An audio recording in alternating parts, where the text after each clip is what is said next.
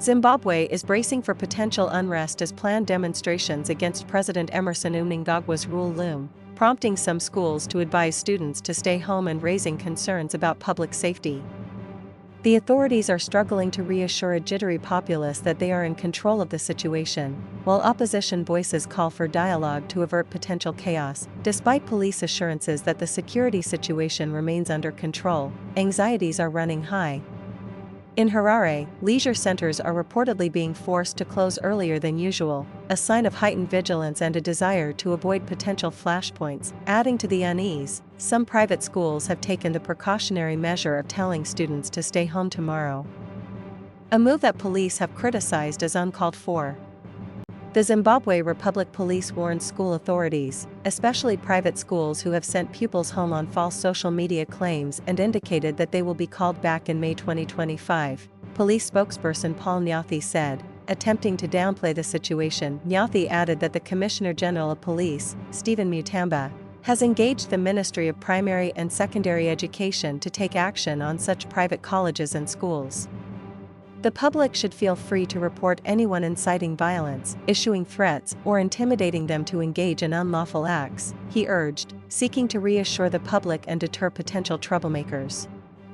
The uncertainty has led some schools to cancel major activities and events scheduled for March 31st, prioritizing the safety and well-being of their students. Adding to the disruption, some teachers, particularly in the capital, have notified their school heads that they would be unable to report for duty on Monday, citing fears for their personal safety. The government has made it clear that it intends to block the planned protests, raising concerns about potential clashes between demonstrators and security forces. Motorists have also voiced their frustrations over the increased presence of roadblocks, which have caused significant delays and disruptions to traffic flow. Observations by the standard revealed traffic backed up for over a kilometer at some roadblocks, leaving commuters stranded and frustrated. Obert Masaror, president of the Amalgamated Rural Teachers Union of Zimbabwe, said teachers were not assured of protection in case the protests turn violent.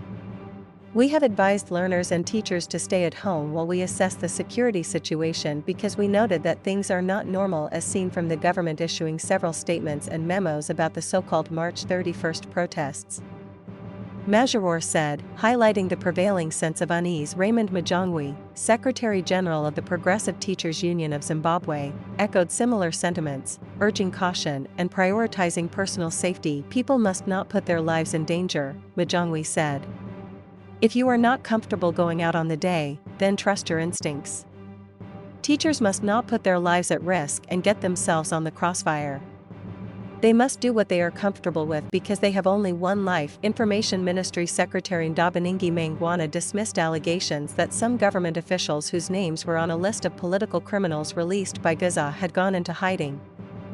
Meanwhile, Crisis in Zimbabwe Coalition, a loose coalition of civic groups, has called for broad-based dialogue to avoid anarchy amid rising political tensions. The CICZ urged Mnangagwa's loyalists to abandon the 2030 agenda in an effort to calm political temperatures.